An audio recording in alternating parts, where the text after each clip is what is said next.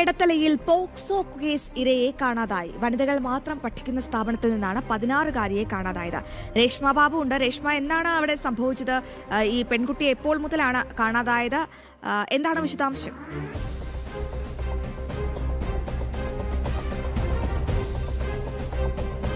അശ്വതി, ഇന്നലെ മുതലാണ് പെൺകുട്ടിയെ കാണാനില്ല എന്നുള്ള ഒരു പരാതി ഉണ്ടായിട്ടുള്ളത്. ആലുവ എടത്തലയിലെ വനിതകൾ മാത്രം പഠിക്കുന്ന സ്ഥാപനത്തിലെ വിദ്യാർത്ഥിനിയായിരുന്നു ഈ പോക്സോ കേസ് ഇരയായിട്ടുള്ള 16 വയസ്സുകാരി പെൺകുട്ടി. ഇന്നലെ അവിടെ എത്തിയിട്ടില്ല. തുടർന്ന് സ്ഥാപന അധികൃതരാണ് പോലീസിൽ പരാതി നൽകുന്നത്. പിന്നീട് ബന്ധുക്കളും പരാതി നൽകിയിട്ടുണ്ട്. പോലീസ് അന്വേഷണം ആരംഭിച്ചിട്ടുണ്ട്.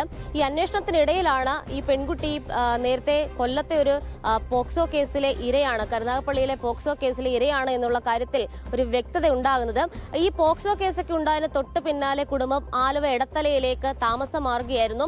ഈ പെൺകുട്ടി ആലുവ സ്റ്റേഷനിൽ ഒരു ഓട്ടോറിക്ഷ വിളിച്ച് അവിടെ എത്തിച്ചേർന്നു എന്നുള്ള കാര്യത്തിൽ ഒരു സ്ഥിരീകരണം ഉണ്ടായിട്ടുണ്ട്. ഓട്ടോറിക്ഷ ഡ്രൈവർ ഇത് സ്ഥിരീകരിച്ചിട്ടുണ്ടെന്നാണ് പോലീസ് നൽകുന്ന വിവരം.